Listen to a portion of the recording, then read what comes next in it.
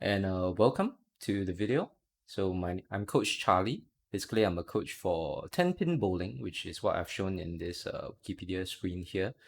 And this is a new channel that I'm starting up. And this is one of my first videos that I'm planning to do, which will basically the aim of my channel is to talk more about Tenpin Bowling and coaching Tenpin Bowling players. So in order to fully understand why we coach the things we do, first want to do a series of videos that explain like the evolution of the bowling environment and the bowling's play the bowlers, the players, the prominent members in the sport of tenpin bowling, and the evolution of the dominant style, like what kind of dominant style of players actually come to dominate in the sport. And I'm going to relate that to how our bowling environment, that means the lanes, the lane technology, the bowling balls and the bowling ball technology and all that, and even the lane cleaning machines, how those machineries have how those machinery have evolved the sport of bowling, which is producing the that means that leads to a certain style of bowling being dominant on the lanes. So in order to explain why we're going to teach certain styles that are going to be probably more dominant in a competitive 10-pin bowling sense, we're going to look at the evolution of the bowling environment, the 10-pin bowling environment. So first up, 10-pin bowling are probably, if you're watching this video or if you understand, I probably don't need to explain to you. Throwing a ball down a synthetic lane that is 60 feet and trying to take down all 10 pins at the end of the lane with a bowling ball that is ranging from any weight from 4 pounds to 16 pounds. Why feet and pounds? Because Tenpin Bowling, the major companies of Tenpin Bowling, the major producers of lanes and the pins as well as the bowling ball equipment all are from the US. So the US uses the Imperial system, and I'm from Singapore as well. I'm a Singapore bowling coach, but we still have to follow the dominant measuring system, which is the Imperial system from the US. Okay, so with that out of the way, first I'm not gonna talk about like the very early days of bowling. I'm gonna start with the 1980s, which is where the dominant player back there was the famous Earl Anthony. So in this Wikipedia page here, you can see this this is a picture of a young Earl Anthony. I think born from 1979. Yeah, so way before I was born. So basically, I'm going to start from the 1980s. So I'm not going to go uh, earlier than that, because this is where the dominant, so the bowling styles that we are familiar with, that means the strokers, uh, the crankers, or the two-handed styles. So we'll start from the strokers. So the strokers were really dominant in the earlier days of bowling up until the area of the 1980s. So I'm gonna explain why the strokers or the stroker style was so dominant. So what we mean by a stroker, that means a bowler. So I'm probably gonna cut in some videos that show how Earl Anthony bowls back then. There are some records of him from YouTube, which is good. So we can actually take a look at that. But basically, we have to think about the bowling environment back in the 1980s. So in the 1980s, all of the 10-pin bowling lanes were still mostly wooden lanes. So they are a combination of maple wood as well as pine wood. Maple wood was harder and was used in the front part of the lanes because they are more shock absorbent, they last longer, so the balls falling down on the lanes wouldn't damage it as well.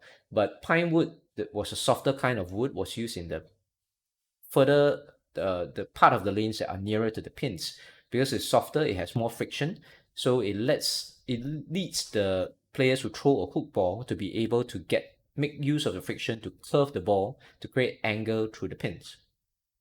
So probably we're going to talk about entry angle in another separate video, but basically the optimum strike angle is anywhere from 3 to 6 degrees of entry angle into the pocket which is pin 1 and pin 3 for a right-hander, and the pocket is pin 1 and pin 2 if you're a left-hander.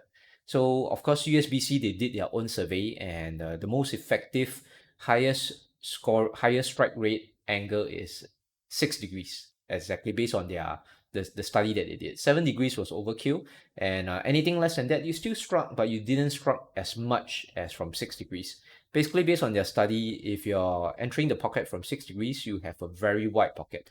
That means you have about 4.5 boards. Your pocket is that wide. That means if you're hitting the 1-3 pins from anywhere from like pin, I think board, if I'm not wrong, like 19 or 18, all the way until like boards 16 to 15 and a half, you will still have a very high chance of striking if you're entering the pocket from the 6 degree optimum entry angle. So this is why, this is why we teach styles that has a high ref rate, that has a certain turn axis tilt or certain turn, so that you can create that kind of entry angle with your bowling. But we'll cover that in probably in a later part. But first up, let's go back to Earl Anthony and going back to the 1980s. So in the 1980s, most of the lanes were still made of wood. And even though wood was more porous than currently what we're using on our modern bowling lanes, which are synthetic, it means plastic in a way. Even though they're more porous, you have to understand that back then, when the oil was applied to the lane, right, it wasn't cleaned daily.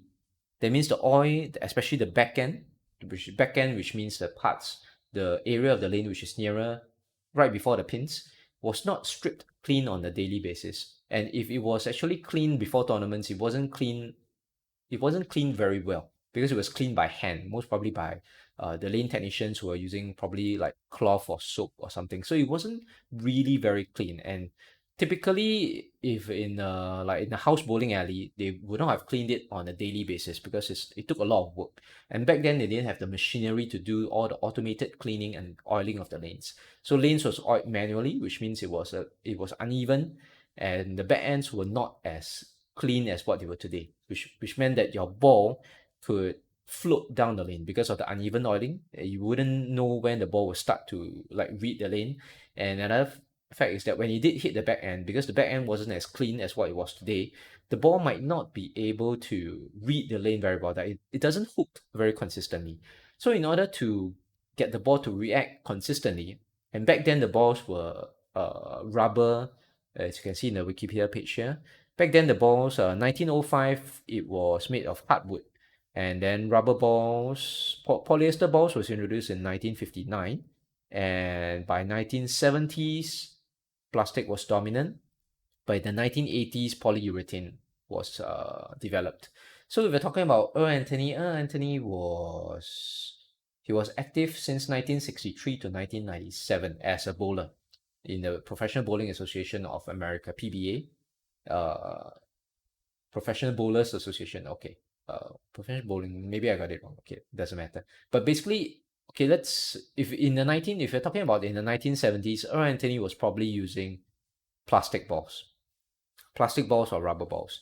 So for plastic and rubber balls, they were not as tacky as the modern reactive resin balls that we have today. So they don't grip the lane a lot, and as well the back ends weren't very clean, and the oiling was not very even. So in order to have a bowling style that has a good read on the lanes, right? The players during that time, the dominant style was to have a very smooth delivery, because you didn't want to hit up on the ball. That means you didn't want to lift the ball a lot, especially during the release point near the foul line. Because if you're going to hit up with your hand on the ball and create a lot of revolutions, the revolutions will make the ball skid. And when it starts skidding on the lane, because of the uneven oiling and the unclean, that means the uneven cleaning of the back ends, there was a great chance that your ball will skid through the break point. That means it will skid through the whole break point and it wouldn't hook consistently into the pocket. So what the players did was they developed a style which is called the stroking style. But basically, in Singapore bowling's term, which a style which you have a traditional timing. That means when you're still in your slide, your last step, which is slide, the ball comes down closest to your feet, and you're going to lift the ball mainly with your ring finger. Most of the lift of the bowling ball will be a ring finger, and the lift will be a very smooth lift. That means you're going to be gentle with the lift. You're not going to hit up on the ball. And because of that gentle rolling motion, the ball will be smooth down the lane. And because it is smooth, it will tend to read the lane early. So tends to read, it will be more sensitive to the lane condition. That means whenever it hits the drier part of the lane, the ball will start to read. And they wanted this kind of consistent reading of the lane. The players back then, they wanted this consistent reading of the lane. That's why they employed this kind of traditional timing at the finishing position, as well as gentle lift. That means make the ball roll smoothly and well, not really say slowly, but they didn't want to hit up on the ball. So this kind of bowling style became very dominant. But then why Earl Anthony was so successful was because he was renowned for being a very accurate player and also being well renowned as a player who can manipulate his ball speed very masterfully. That means he can control his ball speed and he can throw it faster on a drier lane condition, a higher friction lane, and he can throw it a bit slower on a lane which has more oil or a lower friction lane surface. He can control it really well, and of course add to that he's very accurate. He has a good lift technique, and he became the dominant player during that time. It was very hard to beat.